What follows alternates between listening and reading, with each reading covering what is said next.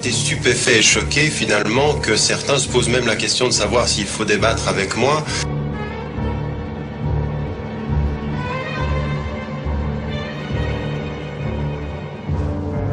Frères et sœurs, assalamu alaikum wa rahmatullahi wa barakatuh. Heureux de vous retrouver, en tout cas dans une vidéo depuis un bout de temps où on peut me percevoir.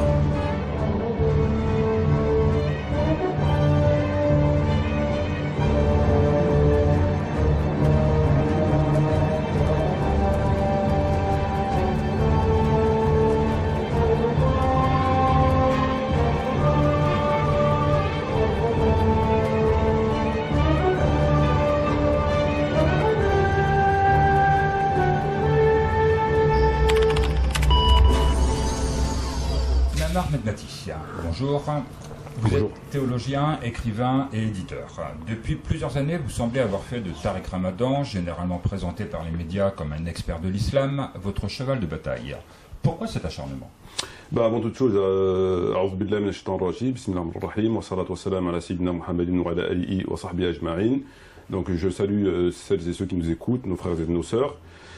Me concernant, non, d'avant toute chose, je ne me considère pas comme un théologien. Je suis quelqu'un qui étudie énormément. Et, vous avez écrit une dizaine de livres. J'ai écrit une dizaine de livres. Mais c'est un titre que je me refuse de m'accorder. Concernant Monsieur Tariq Ramadan, pour moi, c'est pas du tout dans ces démarches-là que j'entreprends mon travail. Il s'agit tout simplement de dénoncer des dérives extrêmement graves. Elles sont d'autant plus graves que du fait que M. Ramadan est hyper médiatisé. Donc j'ai lu et relu à plusieurs reprises ses différents ouvrages, il y a un certain nombre d'ouvrages, et il dit des choses qui sont vraiment extrêmement graves. Ils sont particulièrement, vraiment très très choquantes. Donc de ce fait, j'estime qu'il est de mon devoir je m'accorde un droit de réponse, à défaut de pouvoir débattre avec lui, puisqu'il n'a même pas dédaigné répondre à nos invitations, il nous a méprisés. Il ne veut pas débattre, il ne veut pas répondre, donc j'ai pas d'autre choix que de... Pourtant, Tariq Ramadan se plaint lui-même souvent de ne pas trouver de personnes disposées à débattre avec lui. C'est ce qu'on a constaté, mais ça fait partie du personnage. C'est-à-dire que je considère que c'est quelqu'un qui... En fait, il se plaint de certaines choses alors que lui, il fait pire. Donc ça fait partie de... Ça va avec le personnage. Tariq Ramadan apparemment est un adepte de la laïcité. Oui. Est-ce que vous pensez que la laïcité est compatible avec l'islam? Moi, je trouve que la question émanant d'un non-musulman, je veux bien comprendre. Lorsqu'un non-musulman pose cette question à un musulman, mais lorsqu'un musulman se pose la question, je trouve ça déjà en soi quelque chose de particulièrement, je dirais pas choquant, mais d'étonnant. Puisqu'il est bien évident que la laïcité est contraire à la religion. Je veux dire, il n'y a pas besoin d'avoir fait Al-Azhar ou d'avoir entrepris des recherches approfondies pour se rendre compte qu'est-ce que la laïcité. La laïcité, c'est le fait de séparer le pouvoir et la religion. Oui. Voilà, donc la religion n'a aucune influence sur le pouvoir. C'est deux choses distinctes. Et ça, c'est complètement contraire à l'islam. C'est une hérésie. Mais là, nous sommes en France, et en France, la France est un pays laïque. C'est autre chose. Dire au nom de l'islam et au nom des textes, à partir des textes, que la laïcité est conforme à l'islam, c'est un mensonge, c'est une hérésie. Considérer que nous sommes en France et que reconnaître que c'est contraire, mais que on veut faire autrement, c'est tout à fait autre chose. Or, pour le cas de M. Ramadan, c'est pas ce qu'il dit. Il considère que la laïcité est conforme à l'islam, comme il considère un certain nombre de choses qui sont conformes à l'islam, alors qu'elles sont à l'opposé de la religion. Donc c'est deux choses complètement différentes. Est-ce pour cela que vous qualifiez Tariq Ramadan, dans l'un de vos livres, d'être un imposteur? Ah non, absolument pas. Il ne suffit pas de dire un mensonge, il ne suffit pas de faire une erreur pour immédiatement être qualifié de telle et telle chose. Si je qualifiais M. Ramadan et pas quelqu'un d'autre, puisqu'il y a un certain nombre de gens, malheureusement, ici en France et ailleurs, qui n'hésitent pas à mentir, qui sont près du pouvoir, etc., pour X ou Y raison, c'est que j'ai vraiment sous la main quelque chose qui justifie cette qualification. Réellement. Justifie un livre en entier. Ah, oui, d'ailleurs, dans le livre en question, c'est prouvé. Et ça représente que je dirais un 50e des hérésies particulièrement graves qui ne cessent de diffuser, et ce pour ses propres intérêts. Alors, les journalistes français accusent souvent Tariq Ramadan d'avoir un double langage. Vous tenez le même propos? Non. Si le double langage consiste à dire une chose à un endroit et une autre à un autre endroit, non. Il ne le fait pas. Donc c'est un imposteur vis-à-vis de tout le monde. Il ment. En fait, c'est un espèce de jeu de dupe. Je vais vous expliquer pourquoi. Il ment aux musulmans et il ment aux non-musulmans. Il a un intérêt à mentir aux musulmans, il a un intérêt à mentir aux non-musulmans.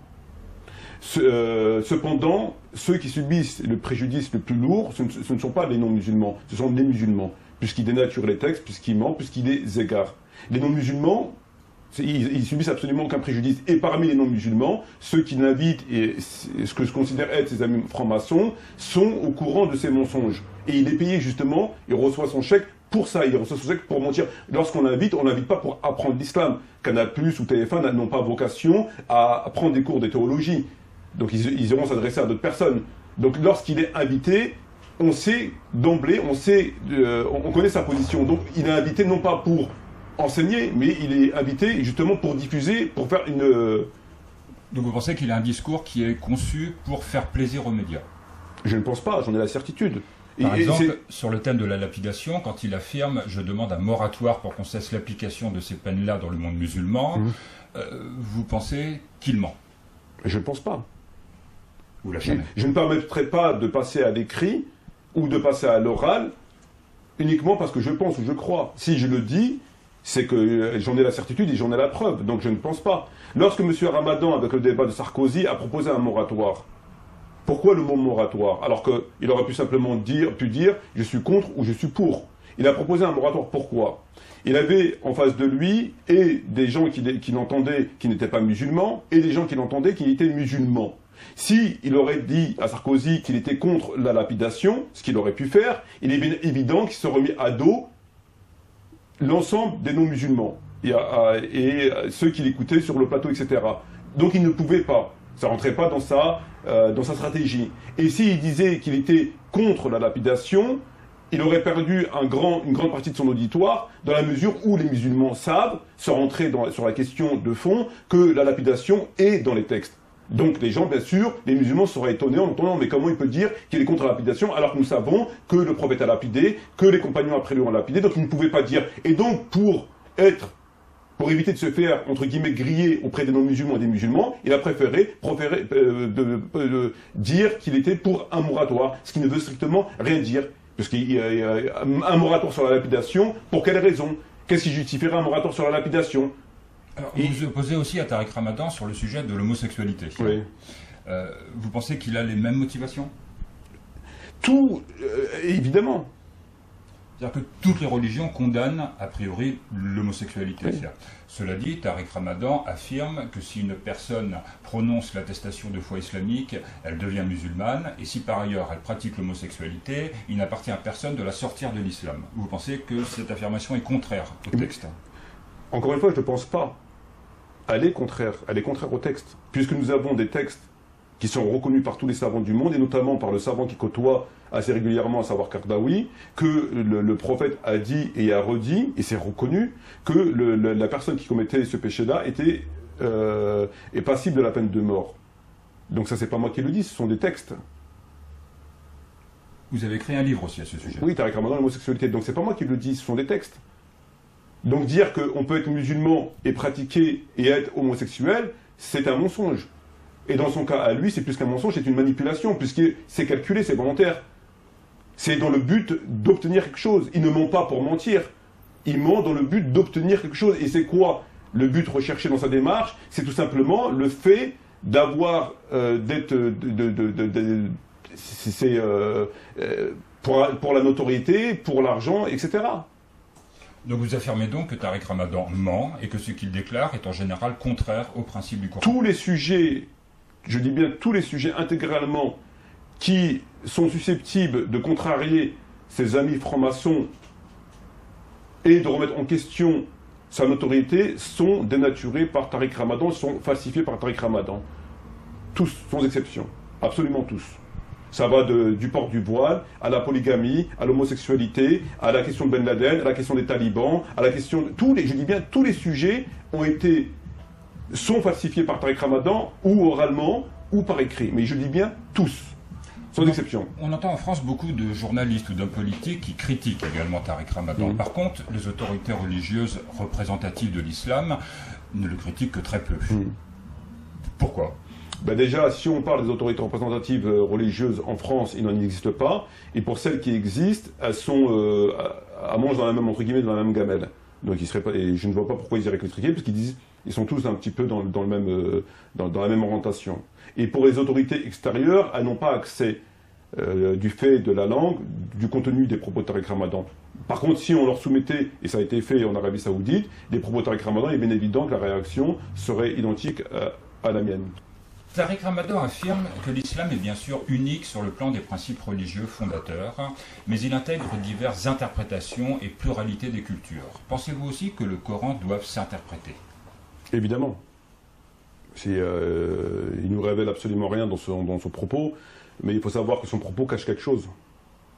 Parce que lorsqu'on met en relation ses propos avec d'autres propos qui tiennent sur la même question, ça révèle tout simplement qu'au nom de l'interprétation qu'il va en faire, il va aller à l'encontre des textes. Et il est là, justement, entre guillemets, le piège. C'est-à-dire que lui, c'est plus l'interprétation qu'il fait, c'est une baguette magique. Donc il est possible, selon vous, d'avoir différentes interprétations du Coran. C'est pas, selon moi, il est évident que la révélation coranique sur les versets révélés, il y a un contexte qu'il faut connaître, il y a des explications à donner sur le verset. D'accord ? Donc il y a beaucoup de savants, de la première heure jusqu'à aujourd'hui, qui ont fait ce qu'on appelle le tafsir du Coran, l'interprétation du Coran pour expliquer le contexte du verset, s'il a été abrogé, s'il n'est pas abrogé, etc., etc. La différence entre ça, cette réalité scientifique et les propos de M. Ramadan, c'est que M. Ramadan, en disant ça, il prépare, au nom justement de cette interprétation qu'il dit, il va déformer le Coran, il va dénaturer le Coran. Il aura une interprétation qui va être exclusive et qui va aller à l'encontre des textes. Dans son livre « Les musulmans dans la laïcité », il écrit « Un musulman, résident ou citoyen, doit se considérer sous l'effet d'un contrat à la fois moral et social avec le pays où il séjourne.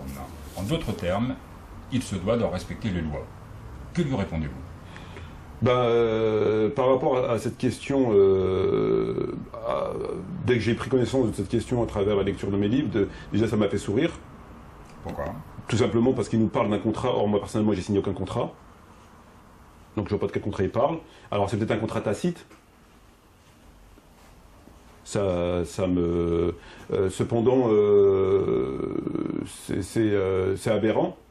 C'est aberrant puisqu'il parle déjà d'un contrat alors que personne n'a signé de contrat, donc il parle pour les autres, ce qui lui arrive souvent de faire, lorsqu'il dit nos démocraties, nos sociétés, etc. Donc il implique tous les musulmans, alors qu'il y a beaucoup de musulmans qui ne se reconnaissent pas dans nos démocraties, dans nos sociétés, donc ça fait partie de sa stratégie. Et pour terminer, il faut savoir qu'une clause dans un contrat qui va à l'encontre d'une loi fondamentale est forcément caduque. Si moi, aujourd'hui, demain, j'embauche quelqu'un pour un travail, pour quoi que ce soit, et que je rédige un contrat, si dans ce contrat-là, je mets une clause, et à plus forte raison, différentes clauses, et que ces différentes clauses vont à l'encontre du Code du travail, par exemple, il est bien évident que ces clauses sont nulles et non avenues. Ça me semble logique. Il n'y a pas besoin de là. Par exemple, j'embaucherai une personne et que je la paierai 2 € de l'heure. C'est interdit en France. Donc cette clause-là est caduque. On est bien d'accord. Bien sûr. Voilà. Dans le cas de M. Ramadan, ce qu'il nous dit là, il nous dit que il nous parle d'un contrat et il nous dit que les musulmans auraient un contrat avec des sociétés non musulmanes. Au nom de ce contrat-là, ils doivent le respecter, etc., etc. Or, il est établi unanimement et par des textes parfaitement clairs que un musulman est contraint de respecter que les lois coraniques et prophétiques. Tout ce qui va à l'encontre des lois coraniques et prophétiques, il les rejette. Comme d'ailleurs l'a dit le prophète, dans, entre autres, le livre de Bukhari, mais d'autres livres, toute stipulation qui ne figure pas dans les livres de Dieu, toute stipulation qui ne figure pas dans les livres de Dieu, à peu forte raison, lorsqu'elle est contraire, est nulle et non avenue, et caduque. À votre avis, y a-t-il des lois de la République qui soient contraires à certaines règles de l'islam, certaines lois de l'islam? Évidemment. Lesquelles, par exemple? Et comment doit se comporter le bon musulman? Évidemment, il y a toute une différence si l'islam condamne le vol et tel crime et tel délit, ce que les lois françaises condamnent et ce que la plupart des États condamnent à travers le monde. Donc là, il y a convergence. Non, justement non. Parce que lorsqu'on va un peu plus loin dans la réflexion, on se rend compte que ce qui est considéré comme étant du vol, par exemple, de la définition dans le code pénal, n'est pas forcément celle de l'islam, par exemple, etc. Donc il faut aller au-delà de tout ça. Donc ce qui est considéré comme étant un délit ou un crime en France ne l'est pas forcément en islam. Ce qui est considéré comme étant le bien dans la société française ne l'est pas celle de l'islam. Ce qui est considéré comme étant le mal dans la société française n'est pas forcément identique à celle du code islamique. Que doit faire le bon musulman en cas de conflit? En cas de conflit avec? S'il y existe des lois divergentes entre les lois de la République et celles de l'islam. Que doit faire le bon musulman? Doit-il obéir aux lois de la République ou doit-il obéir aux lois de sa religion? Il peut poser la question du conflit dans l'esprit du musulman entre des lois françaises à un moment donné et des lois coraniques, c'est bien ce que tu es en train de me dire, c'est déjà avoir un pied dans l'acceptation du système. Or, il s'avère que d'emblée, le système, hors que coranique et prophétique, est d'emblée rejeté. Donc il ne peut même pas avoir un pied dans le système. Donc la question du conflit, elle ne se pose pas. Parce qu'il y a une opposition totale à d'autres constitutions qui ne sont pas celles mentionnées dans le Coran. Un musulman est contraint par la loi de n'obéir qu'aux lois révélées par Dieu, coraniques et prophétiques. Il y a des versets, notamment dans la sourate 5, qui dit à plusieurs reprises « Ceux qui ne gouvernent pas d'après ce que j'ai fait descendre sont des mécréants, sont des non-musulmans ». C'est une règle fondamentale. Donc un musulman ne peut pas obéir à un autre système que celui légiféré par Dieu et appliqué par le prophète durant sa période médinoise, qui a été le fondateur du premier État islamique dans le monde. Très concrètement, y a-t-il des lois de la République auxquelles un bon musulman ne doit pas obéir? Je pense en particulier au port du voile, du niqab. Non. Non, la question est erronée. La question est erronée, je vais te dire pourquoi elle est erronée, la question. Si un musulman accepte de s'intégrer dans le système français, s'il accepte le système français et qu'il considère que c'est normal, que ça ne va pas en compte des textes, par exemple, comme c'est le cas de Tariq Ramadan. Donc un musulman qui accepte l'intégration, il doit se soumettre à l'ensemble des lois françaises. Y compris celle qui interdit le port du niqab. Toutes, parce qu'il part du principe où il doit s'intégrer. Donc si un musulman considère que rien n'est contraire avec l'islam par rapport aux lois, etc., il doit respecter toutes les lois légiférées en France et se soumettre comme n'importe quel autre citoyen en France. Par contre, à contrario, s'il n'est pas dans cette position-là, il y a un conflit. Donc c'est ce sur quoi je m'étonne à l'heure d'aujourd'hui. C'est qu'il y en a beaucoup qui nous parlent d'intégration et qui désirent, qui souhaitent s'intégrer, etc., mais qui semblent offusqués par telle et telle loi. Ça ne va pas. Mme Ahmed Bati, quels sont les sujets principaux dénaturés selon vous par Tariq Ramadan qui vous ont interpellé plus particulièrement? Il y a énormément de sujets principaux qu'il a extrêmement dénaturés, c'est-à-dire qu'il est à l'opposé des textes. Moi, j'observe simplement que tous ces sujets, toutes ces falsifications, ces dénaturations ont un point commun, c'est-à-dire qu'elles vont toujours dans le sens entre guillemets des non-musulmans. C'est toujours dans ce sens-là. Ça va jamais, ça contrarie jamais un non-musulman. Donc c'est quelque chose que j'ai très clairement observé. Et pour être un peu plus clair sur la question de l'homosexualité, il ment. Sur la question de Ben Laden, il ment. Sur la question de la polygamie, il ment. Sur la question des talibans, il ment. Sur la question du concept du djihad, il ment. Sur la question du mariage d'une musulmane avec un non-musulman, il ment. Sur la question de la position de la femme en islam, il ment complètement. Sur la question de la laïcité, il ment. Sur la question d'intégration, il ment. Sur la question de Salman Rushdie, au nom de la liberté d'expression, on peut insulter le prophète, il ment. Je passe des calomnies à l'encontre de la fatwa de l'imam Khomeini ou de Ben Laden. Sur la question de la jizya, il ment. Sur la question de la position de l'islam par rapport aux juifs, il ment. Sur la question de... Donc il y a énormément de points extrêmement graves qui dénaturent complètement. Et je vais donner un exemple très clair pour souligner la perfidie de ce personnage, car c'est vraiment quelqu'un d'extrêmement perfide. Il a coécrit des livres avec des non-musulmans, ce qui est très bien. Et dans cet échange de conversation entre un non-musulman et un musulman, en l'occurrence M. Ramadan, le non-musulman pose la question à Ramadan concernant, par exemple, il lui dit que dans la Bible, il y a un verset qui dit « Les riches n'entreront au paradis que quand le chameau passera par le chat d'une aiguille. Ouais. » Donc c'est un verset de la Bible.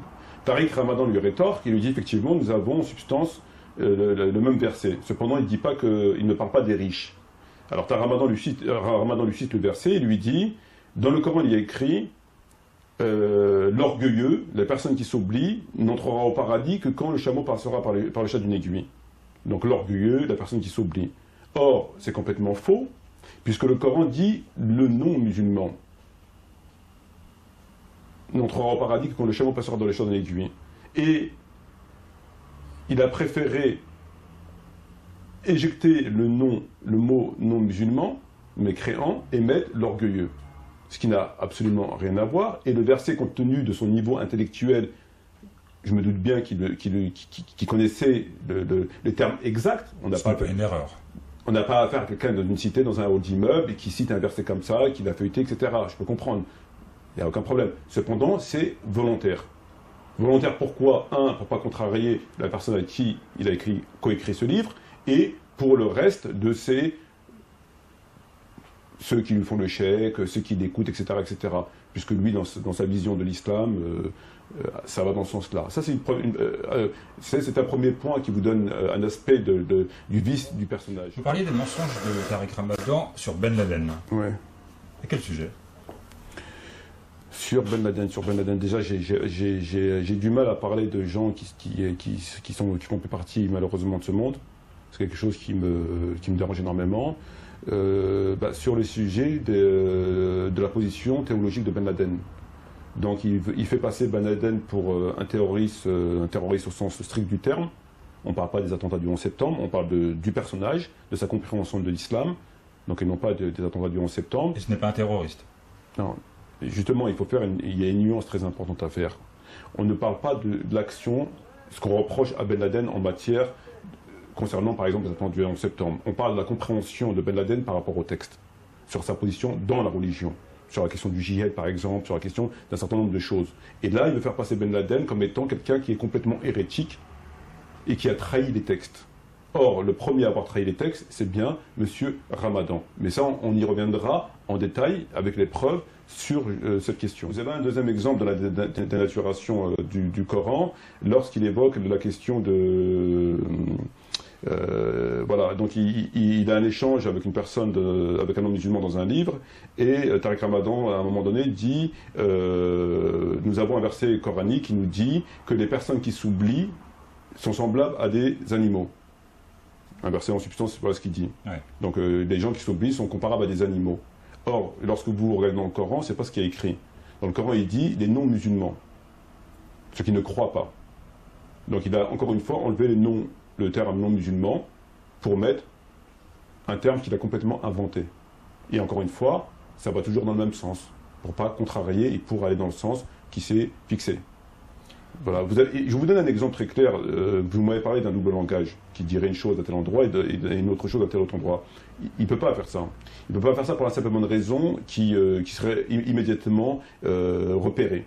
On aurait des textes, on aurait des paroles, des enregistrements, et on trouverait qui dit A là-bas, qui dit B là-bas. Donc il est assez intelligent pour ne pas le faire. Cependant, c'est il le fait de façon très très vicieuse. Il le fait de façon très très vicieuse. Je vous donne un exemple qui est très simple. Il dit, par exemple, avec Ramadan, la foi est pour moi primordiale, il n'y a pas de foi sans combat pour la justice. La foi est pour moi primordiale, il n'y a pas de foi sans combat pour la justice. Donc ça, il le dit, ça s'adresse à tout le monde, aux musulmans comme aux musulmans. Mais ça veut strictement rien dire. Pourquoi ça veut strictement rien dire? De quelle justice parle-t-il? La justice française ou la justice islamique? Nous, dans la justice islamique, nous avons, par exemple, la loi du talion, qui est considérée par les non-musulmans, par le système non-musulman, comme étant une aberration, de la barbarie. Donc quand on emploie le terme justice, le combat pour la justice, comme il parle, lui, comme il l'évoque, il a le combat pour la justice, mais quelle justice? Parce qu'elles sont aux antipodes, elles sont en contradiction. Si moi, je pars en tant que musulman, et je dis que je combats pour la justice, il est bien évident qu'on va comprendre que je fais référence à la justice islamique. Donc, entre autres... Vous parlez de la charia. Voilà, entre autres, et de la loi du talion, etc. Parce que je suis musulman, c'est ma référence. Alors que lui, il le fait exprès. Il dit, il n'y a pas de foi sans combat pour la justice. Mais quelle justice? Et là, si on va plus loin dans le questionnement, on arrivera à le confondre. Si un non-musulman, c'est la personne avec qui il a coécrit le livre, ou un non-musulman lui posait la question, oui, mais vous parlez de combat, de foi pour la justice, etc., mais quelle justice parlez-vous? Celle de l'islam ou celle de la Constitution française? Il ne pourra pas dire c'est pareil. Ce sont deux justices opposées. Donc ils seront obligés de choisir une justice. Et s'il choisit celle de la Constitution française ou suisse ou anglaise, peu importe, il va se mettre à dos les musulmans. Et s'il choisit celle de la loi du talion, il va se mettre à dos les non-musulmans. Et ça fait partie de sa rhétorique, ce qu'on appelle la rhétorique du diable. Il le fait très régulièrement. Donc, pour conclure, il semble que vous demandiez aussi bien aux musulmans qu'aux non-musulmans de se méfier des propos de Tariq Ramadan. Mais jusqu'à quel point tout ce qu'il dit est-il à jeter? Ne rend-il pas service aux musulmans en présentant une version soft de l'islam? Non, absolument pas. Il faut se méfier de tout prédicateur, de tout écrivain, etc. Il y a une suspicion qui est légitime, c'est la suspicion passive, et il y a une suspicion qui n'est pas légitime. Celle qui est légitime, c'est-à-dire que lorsqu'on écoute un discours, lorsqu'on lit un livre, il est normal d'avoir des réserves. Parce que la personne peut se tromper, la personne peut manipuler. Donc il y a toujours, c'est légitime au regard de l'islam, on doit être méfiant. Mais c'est une méfiance saine. Maintenant, là, on n'est pas dans ce cadre-là, on est dans quelque chose de suspicieux qui est tout à fait justifié par rapport à ce qu'on a évoqué à différents moments. Donc votre question qui portait sur rend-il service aux musulmans en présentant une version soft de l'islam? Voilà, mais les musulmans, est-ce que les musulmans veulent cette version dénaturée de l'islam? Les Français peut-être. Les Français sûrement. Il est là le problème. Est-ce que les musulmans souhaitent qu'on les trompe et qu'on leur dise tout et n'importe quoi et qu'on dénature les textes comme ça, etc., etc. Je ne pense pas. À part peut-être une partie qui adhère justement à son discours par rapport à sa position parce que ça les arrange, mais je ne pense pas. Je vais donner, pour te ramener un exemple aberrant, extrêmement aberrant, au point qui démontre à quel point il se moque des musulmans et des musulmanes, et il se moque de l'islam. C'est très clair. Il se sert de la souffrance des musulmans. Il se sert de la souffrance des musulmans, et particulièrement des musulmans palestiniens de la Palestine, pour ses intérêts. Pour ses intérêts. Pourquoi? Tariq Ramadan considère que les musulmans doivent s'intégrer. On le sait. Tariq Ramadan considère que les musulmans doivent s'intégrer. Et qu'on doit faire une séparation entre le pouvoir étatique et le pouvoir religieux. Très bien, c'est sa position. Elle est hérétique, mais c'est sa position-là. Mais dans le même temps, il va faire pleurer les musulmans sur la question palestinienne, sur la question du non-port du voile en France, sur les musulmans qui subissent des persécutions à travers le monde, qui sont montrés du doigt, etc. Donc les opprimés parmi les musulmans, qui souffrent au quotidien, que ce soit en France, sur tel et tel point, ou à l'étranger, par exemple sur la Palestine. Ce qui est une réalité. Les musulmans souffrent à travers la planète. Tantôt ils sont massacrés, comme en Syrie ou en Palestine, et tantôt on les traite comme on les traite. C'est une réalité. Or, qu'est-ce qu'on a dans son discours-là? On a deux éléments qu'on doit analyser et qui sont contradictoires. Lesquels? Et je vais te le dire lesquels. C'est que lorsque tu appelles les musulmans à l'intégration et à se soumettre aux lois qui sont non musulmanes, etc., par conséquent, et systématiquement et mathématiquement parlant, il est bien évident que les musulmans n'ont plus d'autorité qui puissent défendre leurs intérêts, s'ils sont opprimés, s'ils sont attaqués, s'ils sont violés, etc. Puisqu'ils ont fait allégeance à un pouvoir non musulman, et ce pouvoir à laquelle ils ont fait allégeance ne partage pas forcément leurs intérêts. Si demain des musulmans se font attaquer dans tel endroit, le gouvernement français considère que ce n'est pas ses ressortissants, que ce n'est pas sa guerre. Donc, lorsqu'on dit aux musulmans de s'intégrer, cette intégration, entre autres, parmi les conséquences de cette intégration, c'est la non-puissance des musulmans, c'est leur soumission, c'est dépourvu de pouvoir économique, dépourvu de pouvoir militaire, de pouvoir policier, ça va de soi, puisqu'on s'intègre à un système. Et le système à laquelle on s'intègre n'est pas notre système. Ça veut dire quoi? Ça veut dire que si demain les musulmans sont massacrés, le pouvoir à laquelle on a fait allégeance, il estimera que ce n'est pas sa guerre. Alors que si on a le pouvoir religieux comme on doit l'avoir, il est bien évident que ce pouvoir doit exécuter les ordres coraniques et prophétiques. Ça veut dire quoi concrètement? Ça veut dire que si demain il y a des musulmans qui sont opprimés à travers le monde, il se doit réagir et de venir secourir ces musulmans au nom des lois coraniques et prophétiques. Donc elle est là l'arnaque. C'est que d'un côté on va te dire il faut t'intégrer, c'est pas contradictoire avec l'islam, etc., etc., etc.